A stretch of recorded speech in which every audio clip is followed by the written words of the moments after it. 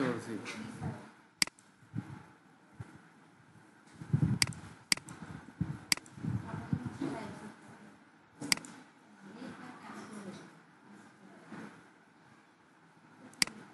আজকে আমাদের টপিক কি?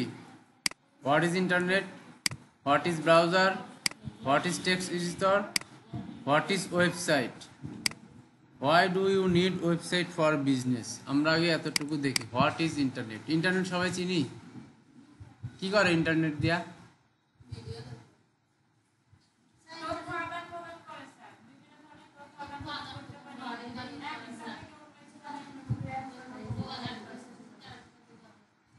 আচ্ছা,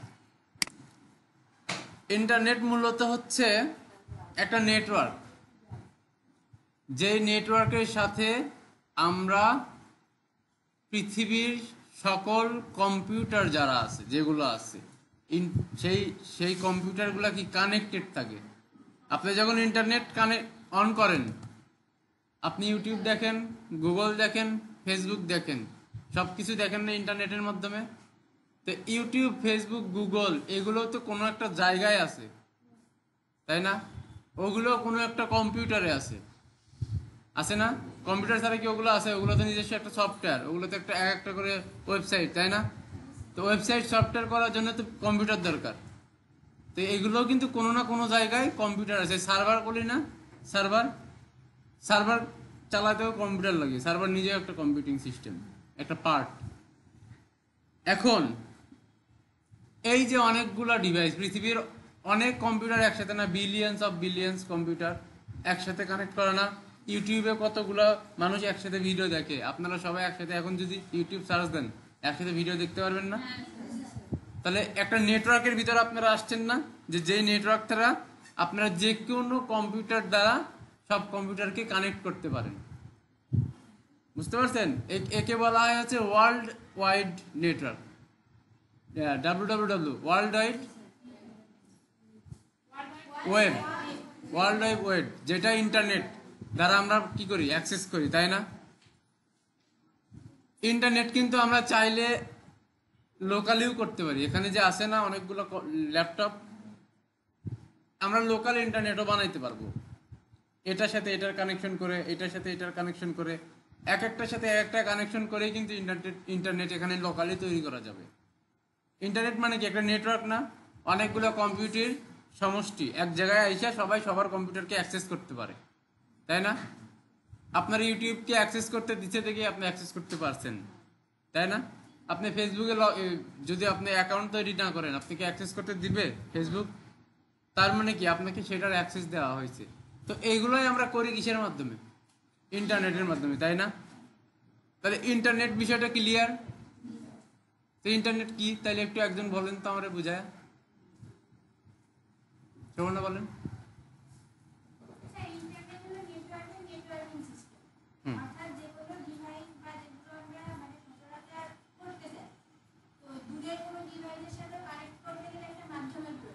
হুম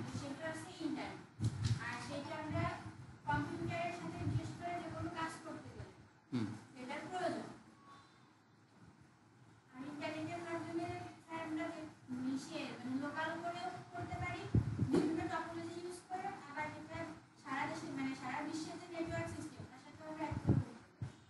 আচ্ছা, বসেন। আর কেউ পারবেন?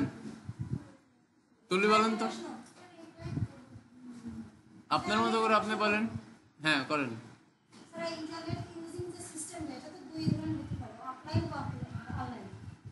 অফলাইন তো কোনো ইন্টারনেট সিস্টেম হবে না। আপনার যদি কম্পিউটার যদি চালু না থাকে, এটা দিয়ে আপনি আমার কম্পিউটার কি, আমার কম্পিউটারের সাথে আপনার কম্পিউটার কানেক্ট আছে, আপনি চাচ্ছেন আপনার কম্পিউটার চালু আছে, আমার কম্পিউটার অফ আছে, আপনি কি আমার কম্পিউটার অ্যাক্সেস করতে পারবেন? আমারটা তো বন্ধ, পারবেন? এটা কি অফলাইন না এখন? এটা এখন অফলাইন না? তাহলে কি এটা অ্যাক্সেস করা সম্ভব আমাকে? পারবেন না। তার মানে অফলাইনে হয় না, এটা অনলাইনেই করতে হবে। ইন্টারনেট কানেকশন ছাড়া আপনি কখনো ইন্টারনেট চালাইতে পারছেন অফলাইনে? তার মানে কি অফলাইনে কখনো ইন্টারনেট করা যাবে না।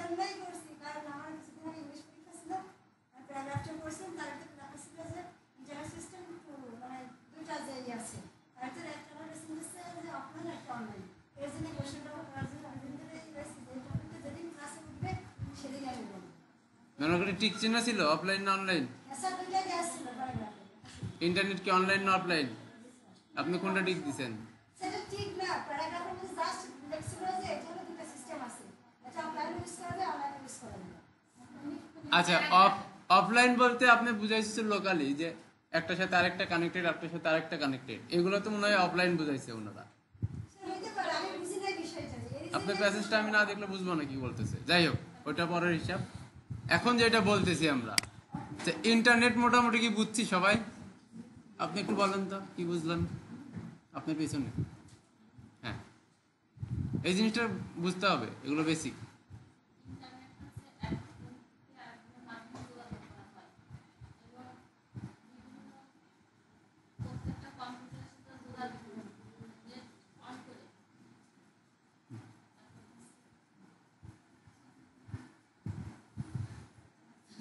আচ্ছা দেখেন,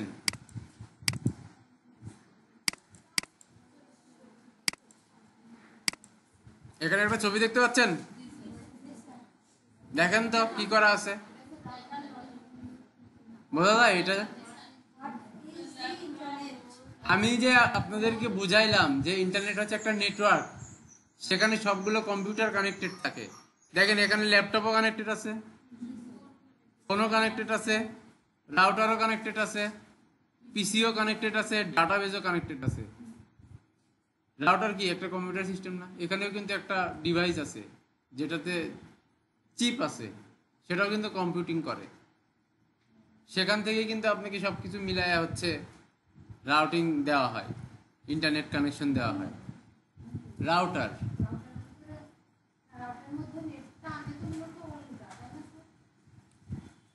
অনু থেকেই তো নেট আপনার রাউটারে যায় না। এত ডিপলি না ভাবে চিন্তা করেন যে আপনার রাউটারে নেট আছে, আপনাকে দেয় না। রাউটারে ঢুকতে গেলে একটা মাধ্যম লাগে না, একটা ওয়েবসাইট লাগে না? ওইটারও তো একটা ওয়েবসাইট আছে, তাই না? তো ওইটা বানানোর জন্য তো একটা চিপ লাগে। চিপটা, সফটওয়্যারটা অপারেট করতে হয় না? সফটওয়্যার অপারেট করার জন্য কি একটা চিপ লাগে, কম্পিউটার লাগে? তো ওইটাও কিন্তু একটা ছোট্ট হলেও কম্পিউটার, তাই না? আচ্ছা, ডিভাইস। এখন এইগুলো সবগুলো কানেক্টেড থাকে কার সাথে? ইন্টারনেটের সাথে। এটা হচ্ছে একটা ধরেন ইন্টারন্যাশনাল কানেক্ট নেটওয়ার্ক, যেখানে আপনি চাইলে সবকিছু অ্যাক্সেস করতে পারেন, তাই না? বোঝা গেছে এবার ইন্টারনেট কি জিনিস? এখন আমরা একটু থিওরিক্যাল দেখি, পড়ি ইন্টারনেট কি, এরা কি বলছে একটু পড়ি।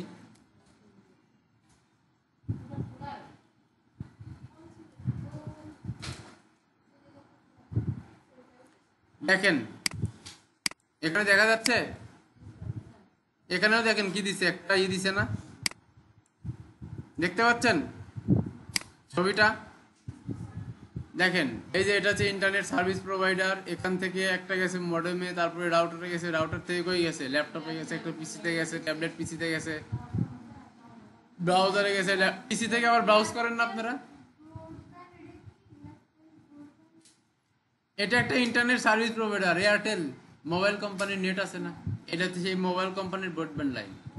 আপনারা যে ব্রডব্যান্ড ইউজ করেন আইএসপি থেকে, ওরা কি নিজেরা বানায় ইন্টারনেট? ওরা তো বানায় না, কোনো না কোনো কোম্পানির থেকেই আনে, কোনো না কোনো কোম্পানি থেকে কিনে আনে।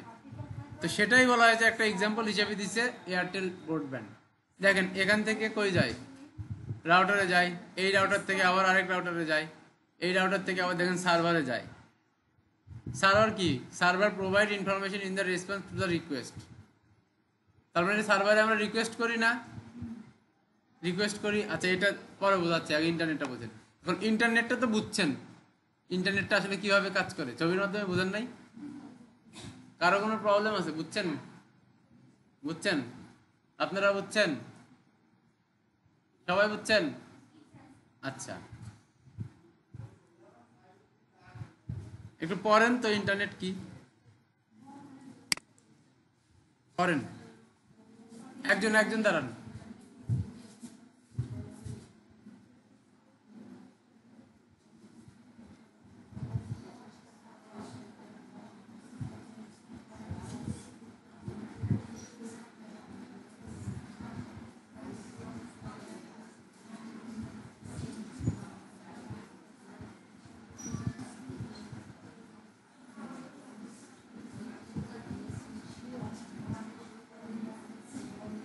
করছেন সবাই?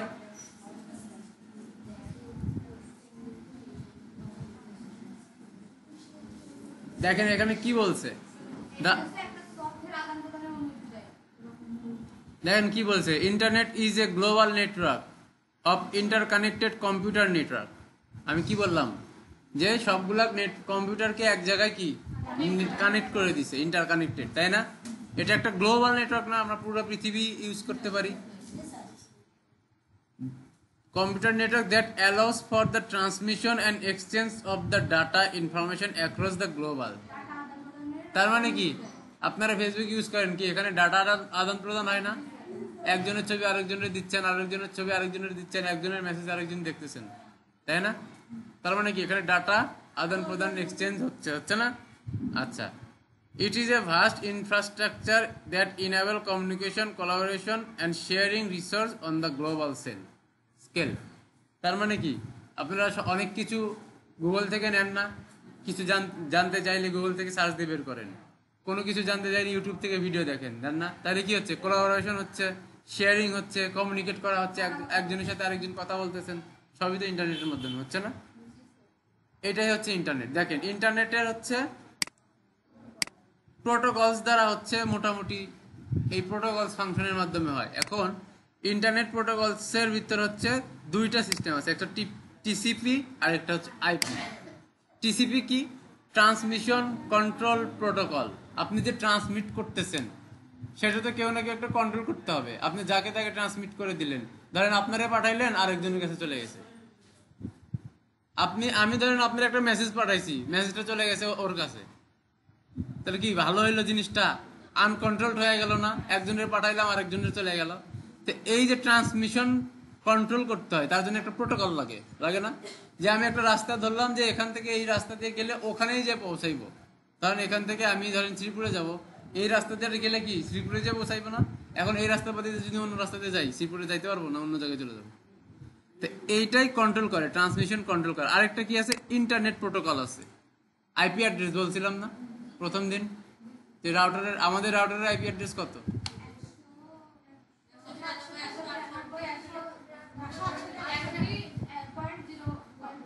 192.168.1.1, তাই না? এই প্রোটোকল দিয়ে যদি আমাদের রাউটারটা আইপি দিয়ে, এই আইপি দিয়ে যদি আমাদের রাউটারটা আমার ব্রাউজারে ক্লিক করি, কি আমাদের রাউটারটাই কিন্তু পাবে, আর কারো রাউটার পাবে? তাদের জন্য তো অন্য প্রোটোকল, তাই না? এইটা হচ্ছে এই যে এই ইন্টারনেট ফাংশনকে এইভাবে কন্ট্রোল করা হয়। আচ্ছা, তারপরে দেখি কি লেখা আছে। ইন্টারনেট ইজ দ্য ডিসেন্ট্রালাইজড, মানে এর কোনো সেন্ট্রালাইজ নেই, এক একটা এক এক জায়গায় হইতে পারে। একটু পড়েন তো দেখি, একটু পড়েন কি বুঝছেন।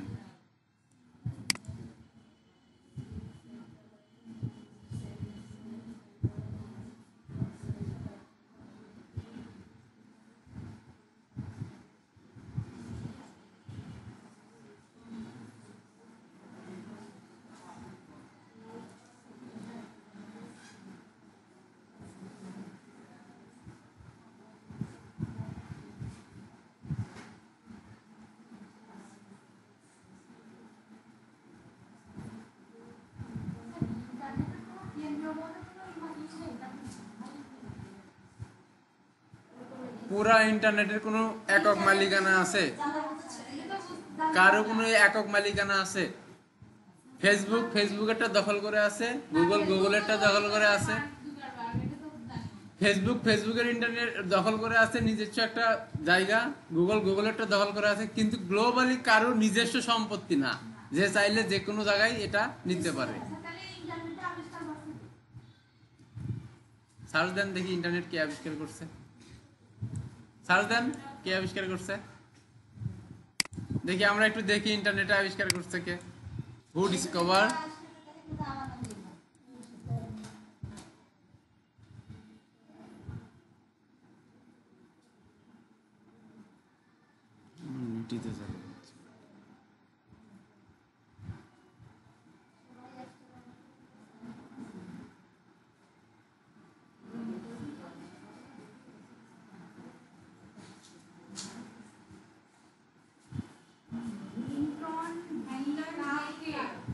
কি নাম?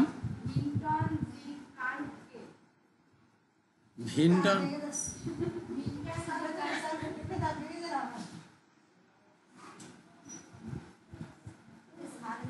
তাহলে তো স্যার সবকিছু এই যে দেখছেন, এই মানুষটারে দেখছেন?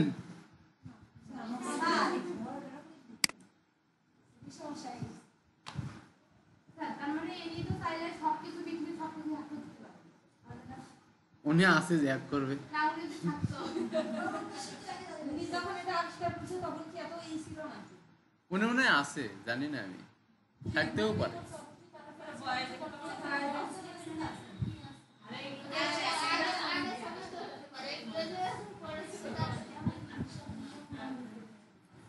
মূলত এই ইন্টারনেটটা একজনের দ্বারা তৈরি হয় নাই, কেউ একজন হচ্ছে এটার উদ্ভব করছে, সবাই মিলে কোলাবোরেট করে তারপরে এই জিনিসটা উদ্ভব হয়েছে। চিন্তা করছে তার নামটা এখানে দেওয়া আছে। তাই তো থাকে।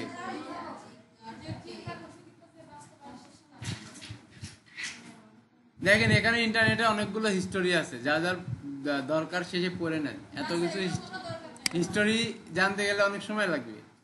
বাংলায় সার্চে দেখতে না স্যার, একটা জিনিস জানলাম যে ইন্টারনেটের কোনো মালিক নেই। এর কোনো মালিক নাই, আসলে তো এর কোনো মালিক নাই। বাইরে আমি জানতাম না, সবসময় তো কারোর কেন্দ্রীয় একজন আসেনি। নাসা তো নাসারটা নিয়ন্ত্রণ করে, আপনারটা কেন করবে? আচ্ছা দেখেন তারপরে কি লেখা আছে। তাহলে বুঝছেন সবাই যে ইন্টারনেট কোনো সেন্ট্রালাইজড না, ডিসেন্ট্রালাইজড। এর কোনো একক মালিকানাধীন নাই, এখানে কোনো সেন্ট্রাল কোনো অথরিটি নাই। আচ্ছা, এখানে দেখেন অনেক কিছু লেখা আছে, ইন্টারনেট কি করে কিভাবে কি করে সবই তো আপনারা জানেন এবং বললাম।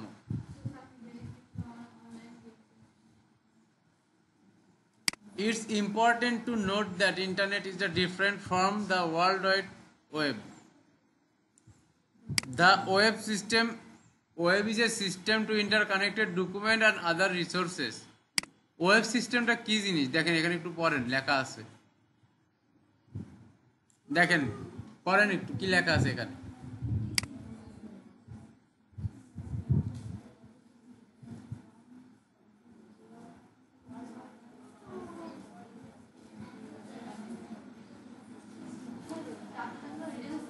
ওয়েব সিস্টেমটা কি জিনিস, আমরা যে সারাদিন ওয়েবে ঢুকে থাকি, ওয়েব সিস্টেমটা কি জিনিস দেখেন এখানে বলে দিছে। ওয়েব সিস্টেম হচ্ছে একটা সিস্টেম যেটা ইন্টার কানেক্টেড থাকে ডকুমেন্ট এবং আদার রিসোর্স অ্যাক্সেস করার জন্য, তাই না? আমরা বিভিন্ন ডকুমেন্ট ওয়েবের থেকে পাই না, ওয়েবসাইট থেকে বিভিন্ন ডকুমেন্ট, বিভিন্ন রিসোর্সেস সব কিছুতে পাই, তাই না? এগুলোই হচ্ছে এখানে মোটামুটি বলা আছে। তাহলে ইন্টারনেট সম্পর্কে আমরা জানছি না। এবার আসি ব্রাউজার কি, একটু পড়েন তো একজন, একটু পড়েন।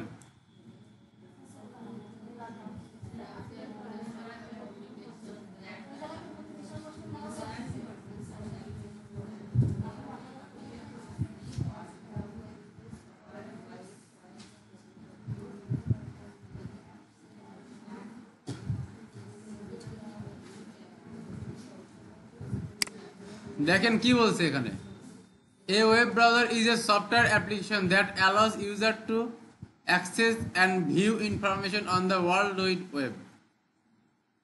তার মানে ওয়ার্ল্ড ওয়াইডে যে ওয়েব আছে, ওয়েব কি জিনিস জানলাম না একটু আগে আমরা, যে বিভিন্ন ডাটা রিসোর্স শেয়ারিং অ্যাক্সেসিং। তো এই জিনিসটা তো কোনো একটা মাধ্যমে করতে হবে, নাকি আপনি কম্পিউটার অন করলেন আর আপনার এখানে সবকিছু চলে আসলো, এরকম হয় না তো? সেটার জন্য কি দরকার, একটা জিনিস দরকার, সেটা হচ্ছে কি ব্রাউজার। সেটা হচ্ছে কি ব্রাউজার, যেটা দিয়ে আমরা বিভিন্ন ওয়ার্ল্ড ওয়াইড যে ইনফরমেশন সেগুলো কি অ্যাক্সেস করতে পারি। এই ব্রাউজার কি একটা সফটওয়্যার, দেখেন এখানে লিখছে এই browser is a software application. তার মানে কি ব্রাউজার হচ্ছে একটা সফটওয়্যার, তাই না? যেটা দিয়ে আমরা কি করি, বিভিন্ন ধরনের হচ্ছে বিভিন্ন ওয়েবসাইটে বিভিন্ন ইন্টারফেস দেখতে পাই। হ্যাঁ, না, দুইটার ভিতরে একটু পার্থক্য আছে।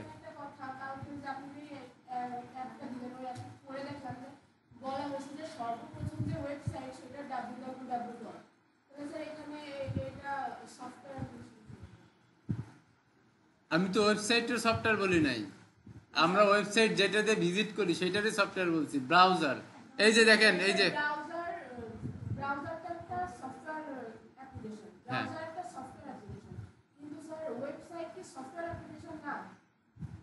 কিছু কিছু ওয়েবসাইট আছে যেটা সফটওয়্যার অ্যাপ্লিকেশন, কিছু কিছু ওয়েবসাইট আছে যেটা সফটওয়্যার না। একটা আছে স্ট্যাটিক, একটা আছে ডাইনামিক। আসতেছি, সেটা তো আসবো। ওয়েবসাইট কত ধরনের, কি কি হয়। যেগুলো ডাইনামিক সেগুলো সফটওয়্যার বলা হয়, আর যেটা স্ট্যাটিক সেগুলোকে ওয়েবসাইট বলে। ওয়েবসাইট আছে আর ওয়েব অ্যাপ্লিকেশন আছে।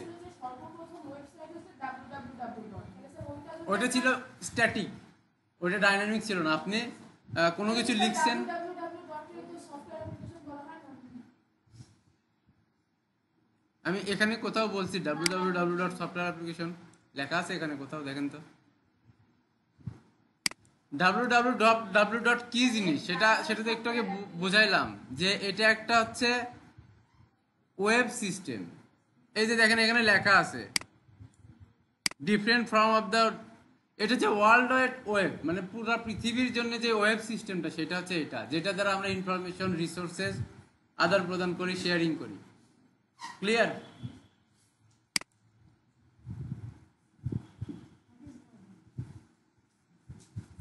ব্রাউজার কি বুঝছি আমরা? এই ব্রাউজারগুলো দেখছি না, আমরা ইউজ করছি না, সবাই?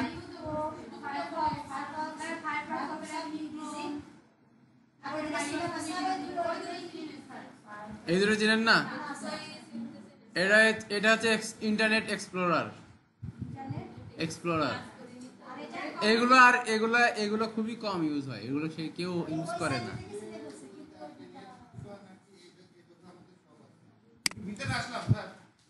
হ্যাঁ হ্যাঁ হ্যাঁ,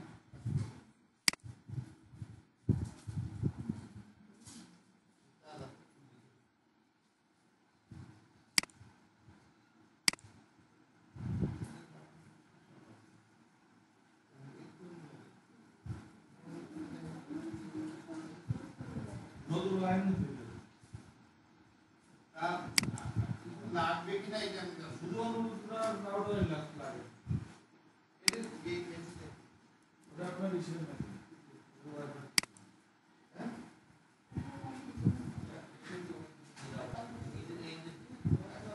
ওইটা হচ্ছে সুইচ মাল্টিপ্লেক্সার।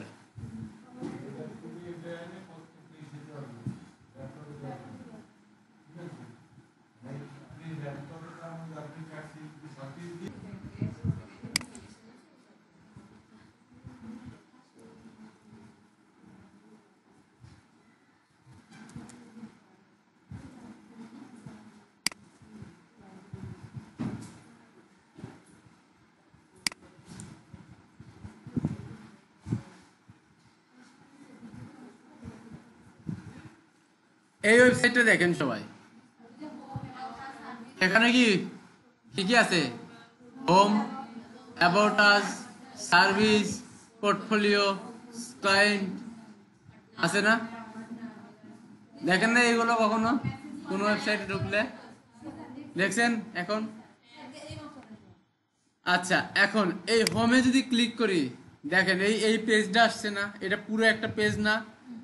এই যে এখান থেকে শুরু করে একদম এই যে এই পর্যন্ত, এইটা হচ্ছে একটা পেজ। এই পেজকে বলা হয় কি? Web page. এরকম প্রত্যেকটা একটা করে পেজ। এই যে অ্যাবাউট আছে যদি ক্লিক করি, দেখেন এটার জন্য আলাদা পেজ হয়েছে না? এই পেজগুলোকে বলা হয় ওয়েব পেজ। দেখেন এখানে কি লেখা আছে? Browser render web pages by interrupting HTML, CSS and JavaScript code and displaying the content in a visual format. তার মানে কি করে ব্রাউজার? ব্রাউজারের মূল কাজ কি? যা তুই কি করেন? এখানে পড়া যায় না? আচ্ছা, দেখেন এখানে বলছে কি? Browser render web page. আমরা ওয়েব পেজ দেখলাম না? দেখেন ওয়েব পেজের ভেতরে কি কি আছে, আপনারা তো এগুলো দেখতেছেন তাই না? এখানে দেখেন, এটা যদি দেখি তাহলে কি এরকম ডিজাইন করা সুন্দর ভিউ আসছে না? কি আসলে কি এটা? দেখেন এটার পিছনে আর একটা জিনিস আছে, লেখা কিন্তু আসলে এইগুলা দেখছেন, অরিজিনালি তো করা এইগুলা, অরিজিনালি এইগুলা করা না। আমরা তো লিখছি এইগুলা না, কোড অরিজিনালি কোড তো লিখছি এইগুলা। সবই দেখাবো, সবই শেখাবো, দাঁড়ান। আপনাকে এখন যেটা দেখানো হচ্ছে সেটা দেখেন। দেখেন এখানে আমরা এইগুলো লিখছি না, এই যে কোড গুলো লিখছি, তাহলে কোড এখানে কেমনে হচ্ছে এরকম ডিসপ্লে হয়ে গেল? আমরা কি এরকম ডিজাইন করছি? ডিজাইন তো করি নাই, তাহলে কোড কেমনে বের হলো? ব্রাউজারটা কি করে, এই কোডগুলো নিয়ে রেন্ডার করে। রেন্ডার মানে কি? প্রসেস করে। প্রসেস করে ও বোঝে যে এখানে এটা আছে, এখানে নীল কালার আছে, এখানে লাল কালার আছে, এখানে লোগো আছে, এখানে পিকচার আছে, এখানে লেখা আছে। ও কি করে? সেগুলো বুঝে। বুঝে কি করে? এরকম আপনাদের একটা ভিউ ক্রিয়েট করে দেয়, তাই না? তাহলে এটা কি গেল, ব্রাউজার কিভাবে কাজ করে, তাই না?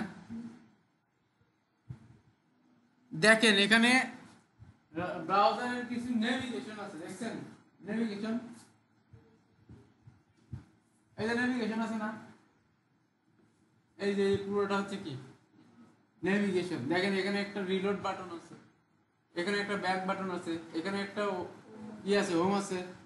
এইগুলোকে কি বলা হয়? এই যে নেভিগেশন। দেখেন browser offers tools to navigate web including back forward button. Back button কোনটা? এই জায়গায় এটা ব্যাক বাটন না? এখানেও তো বলছে browser offer tools navigate the web including back forward button. ওখানে ব্যাক আছে এখন, তাই না? দেখেন আরেকটা আছে কি রিলোড, তাই না? এগুলো কি সব নেভিগেশনের ভিতরে পড়ে না? তারপরে দেখেন আরেকটা জিনিস আছে কি, এই যে এটার ভিতরে আমরা কি লিখি? যে কোনো লেখা লিখি। ইউআরএল নামে কোনো জিনিস কোনোদিন শুনেন না? আমি যে এতবার কই ইউআরএল সার্চ বার, তার এখন যে কোনো লেখা বলতেছেন কেন? আপনারা হচ্ছে ডেভেলপার, আপনারা হচ্ছে ওয়েব ডেভেলপার, আপনারা কেন বলবেন যে কোনো লেখা লিখতে? আপনারা বলবেন ইউআরএল লিখবো, ওয়েবসাইটের কি লিখবো, ডোমেইন লিখবো। এই দেখেন এখানেও লেখা আছে কি ইউআরএল বার, তার মানে কি এটা হচ্ছে ইউআরএল বার। এখানে আমরা যে কোনো ইউআরএল লিখে সার্চ করি, যে কোনো ওয়েবসাইটের ইউআরএল লিখে তারপরে সার্চ করি, তাই না? দেখেন এখানে কি লেখা আছে, ট্যাব ব্রাউজিং। ট্যাব কোনটা বলেন তো? দেখেন আমি যদি এখন এটার উপর ক্লিক করি, এই প্লাসে ক্লিক করলাম, দেখেন কি লেখা আছে, নিউ ট্যাব। নিউ ট্যাব লেখা আছে না? তার মানে এখানে যদি আমি এখন ক্লিক করি, নতুন একটা ট্যাব ওপেন হলো। এইটাকে বলা হয় ট্যাব ব্রাউজিং। দেখেন এখানে লেখা আছে না ট্যাব ব্রাউজিং? এই দেখেন এখানে লেখা আছে most modern browser support tabbing browsing, tab browsing allow user to open multiple web page.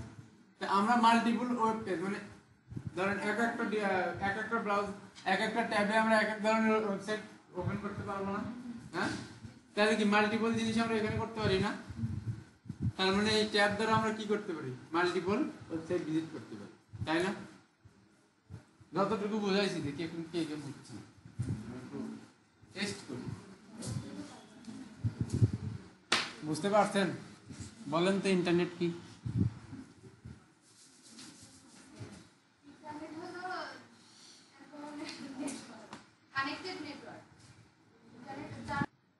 তাহলে ব্রাউজার এক্সটেনশন কি জিনিস?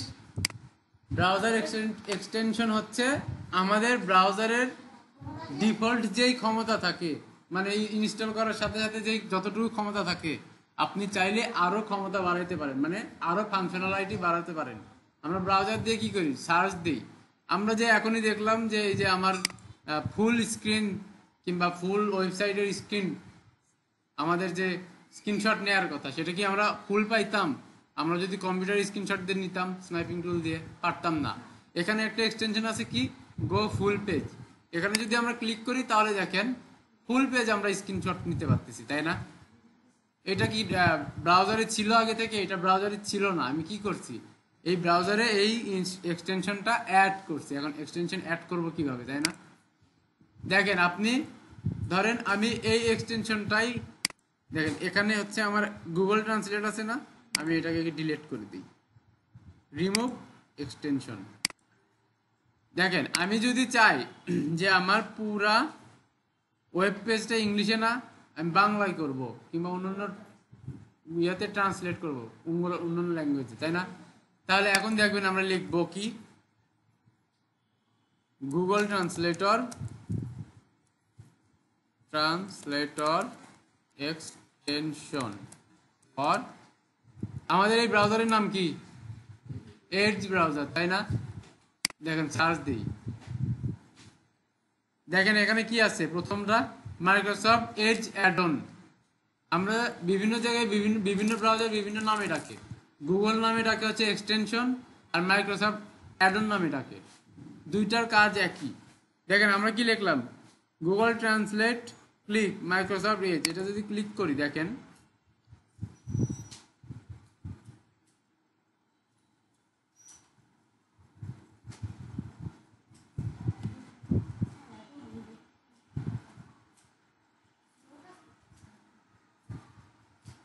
আপনারা সবাই কানেক্ট করছেন না? আর এটা এমনিতেই স্পিড কম।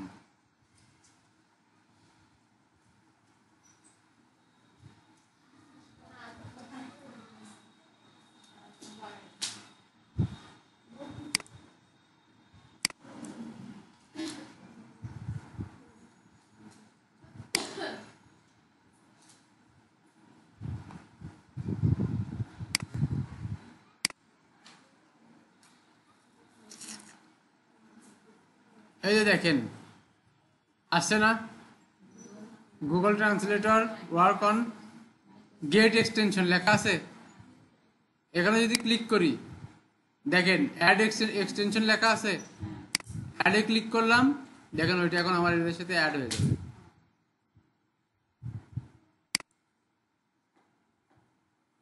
এখন অ্যাড হয় নাই, এই দেখেন ডাউনলোড হয়ে গেছে, অ্যাড হয়ে গেছে অলরেডি। এখন সাইন ইনটু সিঙ্ক,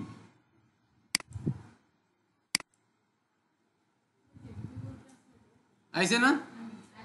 আসছে, ওইটা না করে এখন ধরেন আমি যদি এটা ইউজ করতে চাই, আমি এটা ইউজ করে ধরেন দেখেন এই দেখেন এখানে এখানে ক্লিক করার পরে এটা আসছে না, আরে ক্লিক করার পরে এখানে একটা অপশন আসছে না যে আপনি কতটুকু ট্রান্সলেট করতে চান কিংবা পুরা পেজ ট্রান্সলেট করতে চান কিনা, ট্রান্সলেট দিস পেজ। এখন যদি ক্লিক করি দেখেন পুরা পেজ বাংলা হয়ে যাবে। আমি তো সিলেক্টই করিনি কি কি করব।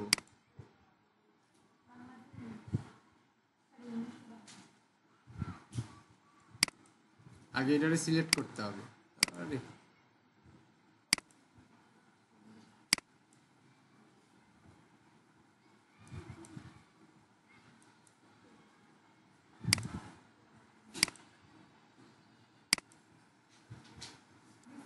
দেখেন আমরা যখন এখানে দেখেন আমরা যখন ক্লিক করছি দিস পেজ, এখানে দেখেন একটা অপশন আছে ট্রান্সলেট টু কি, এখন ইংলিশ আছে না, আমরা এখন এটা কি করব, বাংলা। বাংলা দরকার না, এই দেখেন বেঙ্গলি, এখন কি বাংলা হয়ে গেছে না সব। আমাদের আগে কি করা লাগতো, এইটা কপি করে নিয়ে যে ট্রান্সলেটে বসাইতে হইতো, তারপর এটা বাংলা দেখাইতো, তাই না? এইভাবেই করতেন আগে থেকেই ছিল না আপনার এই, আমি কি ফোনের কথা বলতেছি, আপনি তো এখন ল্যাপটপ ইউজ করতেছেন, আমি এটা দেখাচ্ছি ল্যাপটপের ব্রাউজারের জন্য।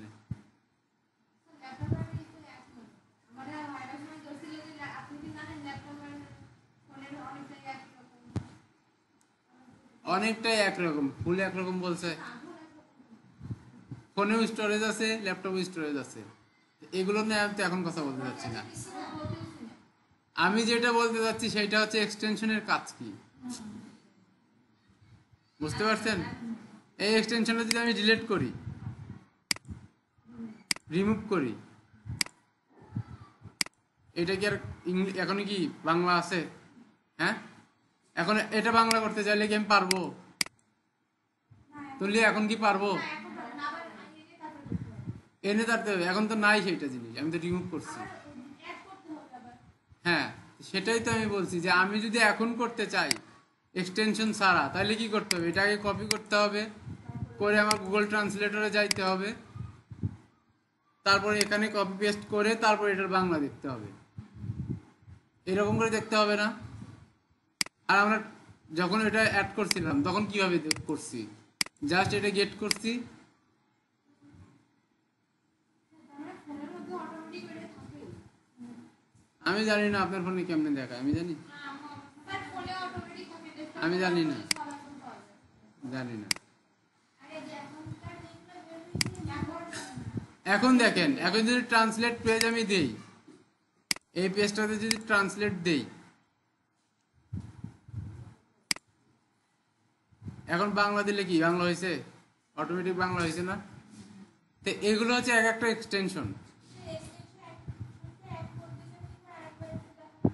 হ্যাঁ, আমার দরকার যে এক্সটেনশন, ধরেন হচ্ছে এখানে ডিলিট করলাম, এক্সটেনশন রিমুভ করলাম, এখন আমার এক্সটেনশন দরকার, প্রয়োজন, তাই না? গুগলে সার্চ বারে যাব, ধরুন গুগল একটা সার্চ ইঞ্জিন আমরা দিলাম, সার্চ, যে কোনো একটা সার্চ ইঞ্জিন সার্চ করবেন, কিংবা ডিরেক্ট আপনি সার্চ করতে পারেন।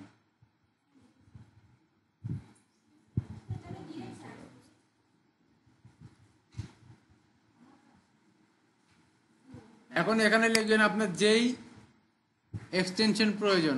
আমাদের এখন কি প্রয়োজন? ট্রান্সলেটর এক্সটেনশন, না? ট্রান্সলেট এক্সটেনশন, এক্সটেনশন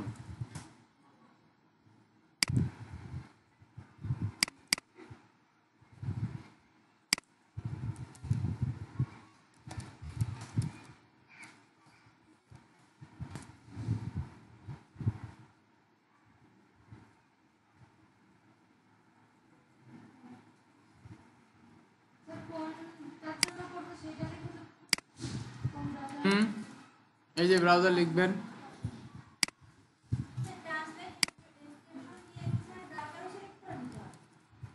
শুধু লিখবেন ব্রাউজার, তাহলে দেখেন এখানে চলে আসবে।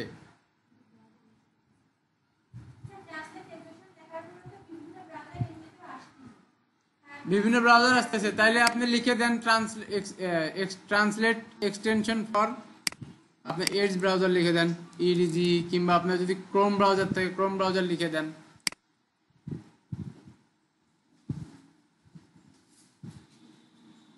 এই যে দেখেন,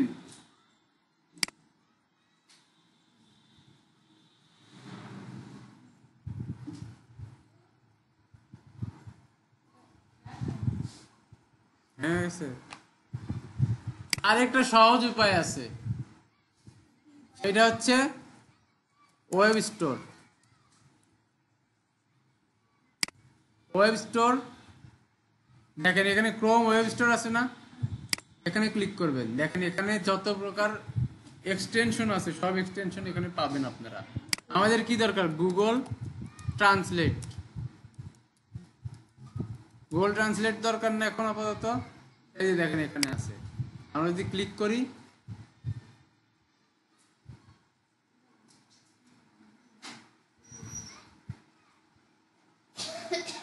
এই জায়গায় গুগল ট্রান্সলেট আসছে না? এখন যদি ক্লিক করি, এখানে কি লেখা উঠছে? গেট এক্সটেনশন, তাই না? এখানে ক্লিক করলে আমরা পাবো, এখানে দেখেন গেট লেখা আছে, এখানে ক্লিক করলেও আমরা পাবো। এই যে অ্যাড এক্সটেনশন করলাম, এখন দেখেন ডাউনলোড হচ্ছে, ডাউনলোড হয়ে গেছে, এখানে কিন্তু অলরেডি অ্যাড হয়ে গেছে। বুঝতে পারছি কেমনে অ্যাড করতে হয়? এখানে কি লেখা আছে? What is text editor. Text editor কি জিনিস? একটা সফটওয়্যার অ্যাপ্লিকেশন যেটা কি করে? allows user to create and edit plain text, মানে আমরা যে টেক্সট ফাইল লিখি না, এই যে দেখেন এখানে যদি আমি ওপেন করি,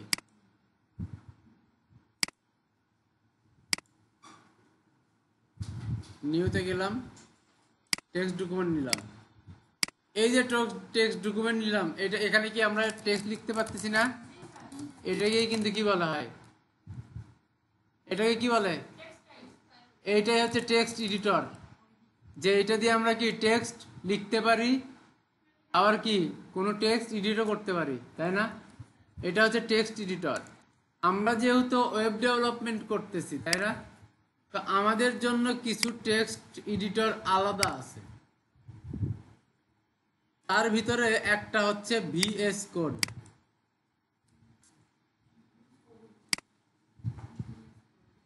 দেখেন এই যে ভিএস কোড আছে না, এইটাও দেখেন একটা টেক্সট এডিটর।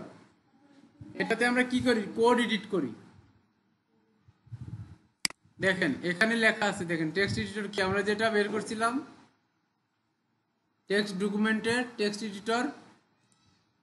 এখানে যদি আমরা নোটপ্যাড লিখি, এই যে নোটপ্যাড লিখছি না, এই নোটপ্যাডটা হচ্ছে একটা টেক্সট এডিটর, যেটাতে আমরা এতক্ষণ টেক্সট এডিট করলাম। এটা কি একটা টেক্সট এডিটর, এখানে আমরা লিখতে পারতেছি, আবার সেই লেখা কাটতে পারতেছি, আবার চেঞ্জ করে অন্য কিছু লিখতে পারতেছি। ঠিক আছে,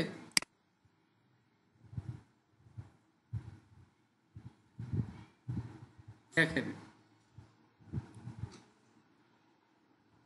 এখানে কিছু জিনিস আছে টেক্সট এডিটরের মধ্যে, সিনট্যাক্স হাইলাইটিং আছে, কাস্টমাইজেশন আছে। আমরা যখন কোনো টেক্সট এডিটর নিয়ে হচ্ছে করব, কাজ করব, আমরা কোডিং করব না, এইচটিএমএল যখন কাজ করব তখন আমরা এগুলো দেখব। দেখেন আমাদের এইচটিএমএল সিএসএস যে কোড করতে হবে না, এইচটিএমএল সিএসএস, সেই কোডগুলো আমরা টেক্সট এডিটরে করব, যেটাকে আমরা কোড এডিটরও বলতে পারি। আমরা কিন্তু চাইলে এই যে এই নোটপ্যাড আছে না, এখানেই কিন্তু এইচটিএমএল লিখতে পারি। এখানে আমরা লিখবো হচ্ছে ডক টাইপ,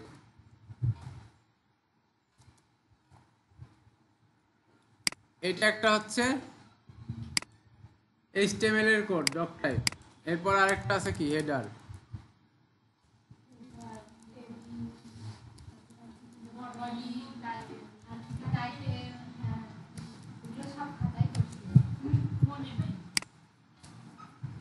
এই যে আমরা লিখতে পাচ্ছি না, এই লেখাগুলো আমরা এই নোটপ্যাডেও লিখতে পারবো, কিন্তু আমাদের লেখাগুলো সহজ করার জন্য আরেকটা জিনিস আছে, সেইটা হচ্ছে কোড এডিটর, যেটা দিয়ে আমরা সহজে কোড লিখতে পারি। দেখেন এখানে কিছু কোড এডিটর আছে, Sublime Text, Visual Studio Code, Atom, Notepad plus plus, Vim. এইগুলো হচ্ছে এক একটা টেক্সট এডিটর কিংবা কোড এডিটর। হ্যাঁ, ফোনেও নোটপ্যাড আছে। এইবার আসি আমরা ওয়েবসাইট কি, কিছুক্ষণ আগে একজন কোশ্চেন করছিলেন ওয়েবসাইট কি সফটওয়্যার কিনা। ওয়েবসাইট হচ্ছে, দেখেন কি লেখা আছে, website is a collection of interconnected web pages and digital content that is hosted on a web server and accessible through the internet। তার মানে কি, ওয়েবসাইট হচ্ছে একটা অনেকগুলা ওয়েব পেজের সমন্বয়ে গঠিত একটা কি সাইট, ইন্টারকানেক্টেড একটার সাথে আরেকটা ওয়েব পেজ, সেটা হচ্ছে একটা কি ওয়েবসাইট, যেটা কি করে ডিজিটাল কন্টেন্ট। এই যে আমরা লেখা দেখি না, এই যে এই ওয়েবসাইটটা দেখতেছি আমরা, যেমন এগুলো সব ডিজিটাল কন্টেন্ট না, এটা ছবি, এটা স্লাইডার, এই দেখেন চেঞ্জ হচ্ছে, এগুলোকে বলা হয় স্লাইডার। এটা তারপরে এই যে ছবি, লেখা, এগুলো কি সব ডিজিটাল কন্টেন্ট না? তাহলে এই ডিজিটাল কন্টেন্ট গুলো কি অ্যাক্সেস করার জন্য এগুলো একটা হোস্ট করা আছে কই, ওয়েব সার্ভারে, যেখান থেকে আমরা অ্যাক্সেস করতে পারছি। এই যে দেখেন, এই যে এত বড় একটা ওয়েবসাইট, এটা তো কোনো একটা জায়গায় রাখতে হয়েছে, তাই না? তারপরে না এখানে এসে দেখাচ্ছে আপনার, এইটা যদি কোনো জায়গায় নাই থাকে আপনাদেরকে দেখাবে কিছু? দেখাবে না। এইটা হচ্ছে ওয়েবসাইট। এখানে অনেকগুলো ওয়েব পেজ আছে দেখেন, অ্যাবাউট, হিস্টোরি, সার্ভিস, প্রোডাক্ট, অনেকগুলো ওয়েব পেজ আছে, সব মিলে কি একটা ওয়েবসাইট, তাই না? আচ্ছা, দেখেন এখানে দেখাইছে, এখানে ওয়েবসাইট আমরা ইউআরএল সার্চ দিব, ওয়েবসাইটের একটা ইউআরএল আছে না, যেমন এটার একটা ইউআরএল আছে, আছে না? প্রত্যেকটা ওয়েবসাইটের একটা করে কি থাকে, ইউআরএল থাকে।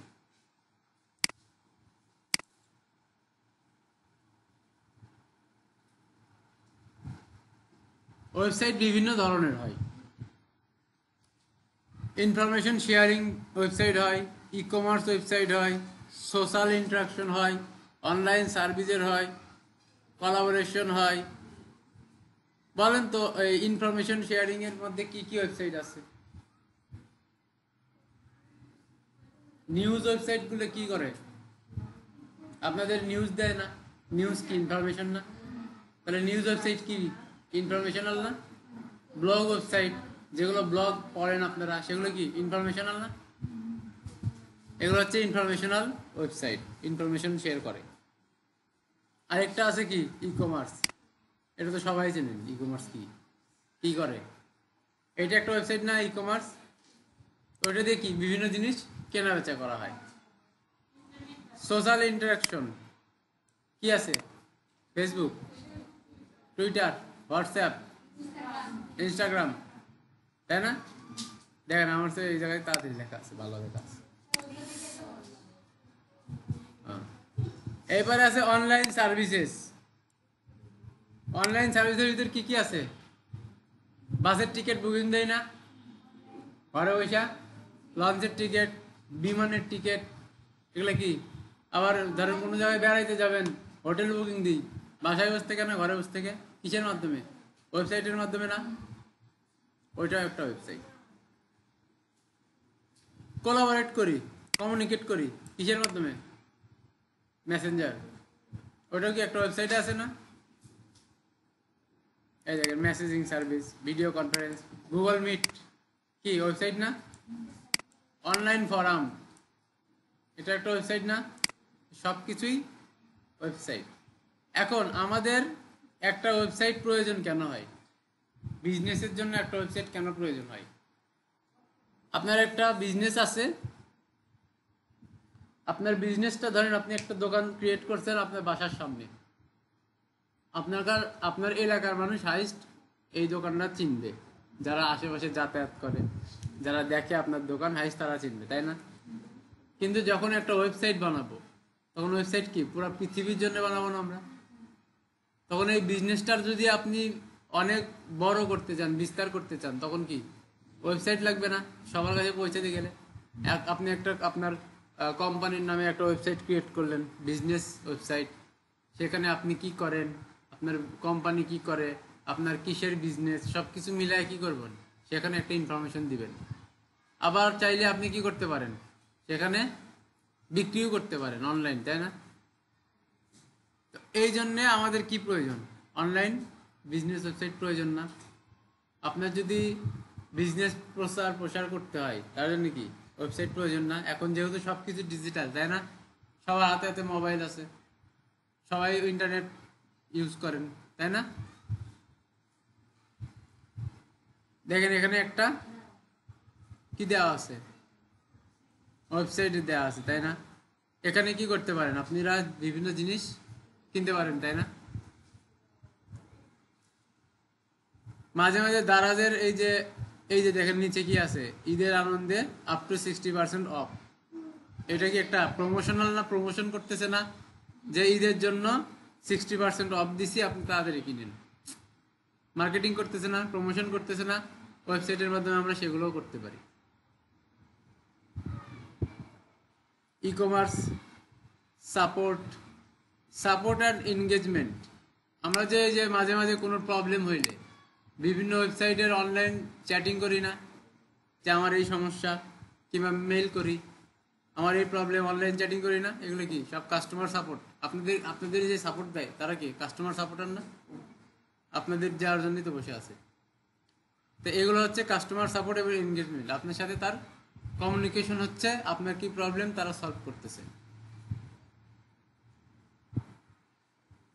এখন আমরা যে এই যে ওয়েবসাইট শিখতেছি, এমনি এমনি শিখতেছি, ইনকাম করা লাগবে তো। এখন আমরা যে শিখতেছি ফ্রিল্যান্সার মার্কেট প্লেসে, যদি এটা ডিমান্ডই না থাকে, কেউ যদি নাই লাভ আছে শিখে? লাভ তো নাই। আমরা ফ্রিল্যান্সিং করব। কোন কোন মার্কেট প্লেসে আমরা যেই কাজ করতেছি,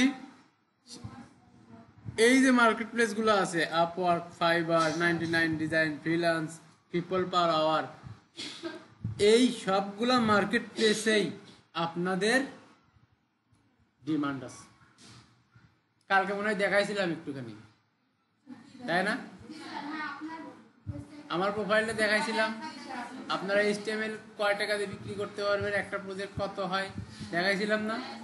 তাহলে ডিমান্ড না থাকলে ওরা এমনি এমনি টাকা দিয়ে কিনতে। এইবার দেখি যে লাস্ট 5 ইয়ারে ওয়েব ডেভেলপমেন্টের কত ডিমান্ড বাড়ছে। দেখেন 2009 সালে কত পার্সেন্ট ছিল? 7%, কেউ চিনতই না। 10 সালে কতটুকু বাড়ছে? 11 সালে, 12 সালে, 13 সালে, 14 সালে, 15 সালে, 15 সালে কমছে, কি করছে? খালি বাড়তেইছে, তাই না? তার মানে কি এর ডিমান্ড বাড়তেছে না কমতেছে?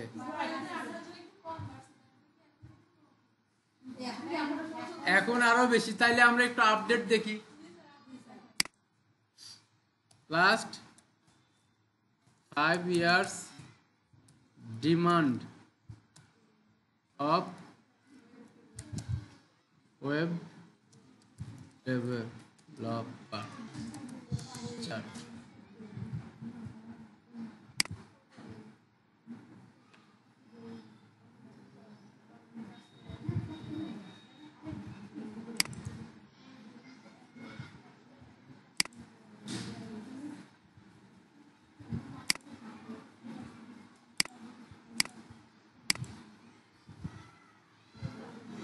এটা তো 18 পর্যন্তই দেয়া। 18 পরে মনে হয় কোনো জরিপ হয় না। এটা কত পর্যন্ত দেখি? এটা 2024 পর্যন্ত।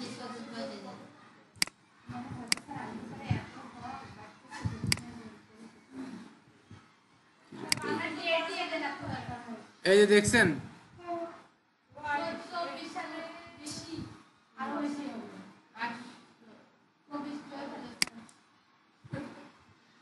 চব্বিশ সালে যাবে, ওটা একটা প্রেডিক্ট করা হয়েছে। জীবনেও ডাউন হবে না। এখন সবাই ওয়েবসাইট তৈরি করতে চায়। আপনিও চান আপনার একটা ওয়েবসাইট থাক, তা আপনার ওয়েবসাইট বানাইতে গেলে কারে লাগবে? তাহলে তার ডিমান্ড কমলো না বাড়লো?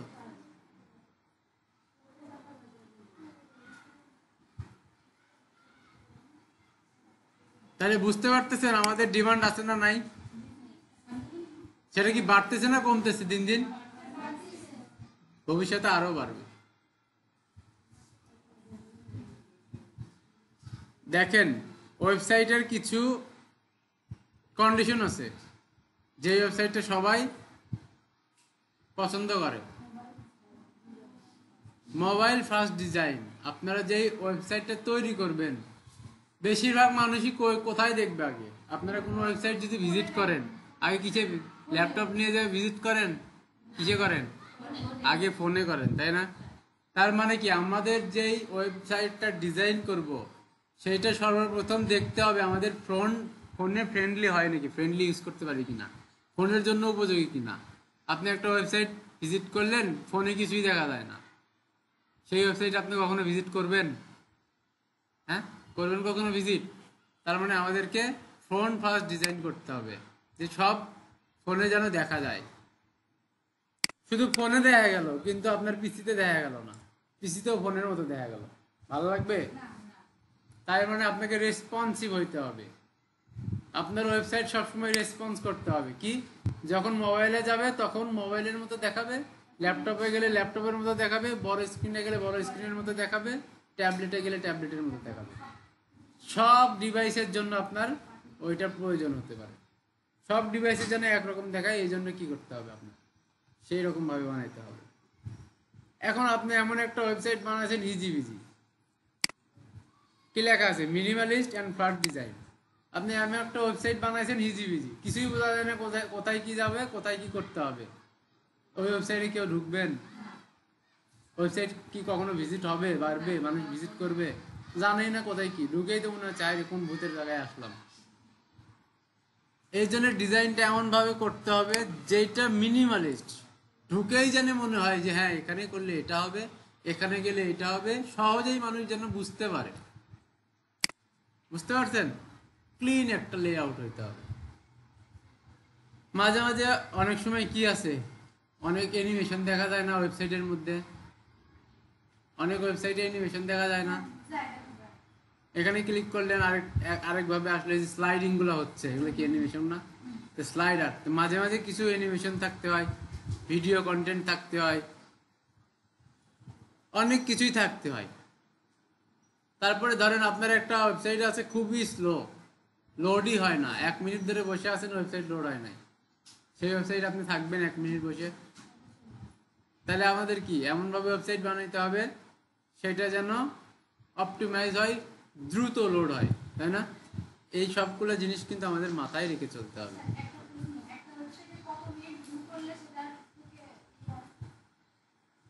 কত মিনিট এটা ভিজিটরের উপর, এটা এটা গুগল অ্যাডস যারা যারা সর্বনিম্ন কত ভিজিট, মানে কত টাইম ভিজিট করলে তার অ্যাকাউন্টে অ্যাড হবে? এটা কি আপনার জানার দরকার আছে? আপনি ডিজিটাল মার্কেটার। কেন স্যার জানলে সমস্যা কি? এটা গুগলের জানলে সমস্যা নাই, 1 মিনিট হতে হয়, 1 থেকে 1.5 মিনিট, 2 মিনিট, 3 মিনিট। হ্যাঁ, নাহলে আর তাড়াতাড়ি কাম করবে না। গুগলে এটা সবসময় আপডেট করে তাদের প্রাইভেসি পলিসি। এখন তাদের প্রাইভেসি পলিসি কি সেটা দেখে তারপরে বলতে হবে আপনার। এরপরে দেখেন আমরা যে পিসিটা ইউজ করব, পিসিটা সেই পিসির রিকোয়ারমেন্ট কি হইতে হবে দেখেন। ইন্টেল কোর i5 10 জেনারেশন, আপনার যে প্রসেসর আছে সেটা হবে কোর i5 সর্বনিম্ন 10 জেনারেশনের 2.40 গিগাহার্টজ। এটা হলে ভালো, তার মানে এই না যে এটা না হলে আর হবে না, করতে পারবেন। স্যার এগুলো জন্য এটা কোর i7 করাইছে আর জেনারেশন লেখা আছে দেখেন 10 মনে হয়, ল্যাপটপের উপর লেখা আছে দেখেন।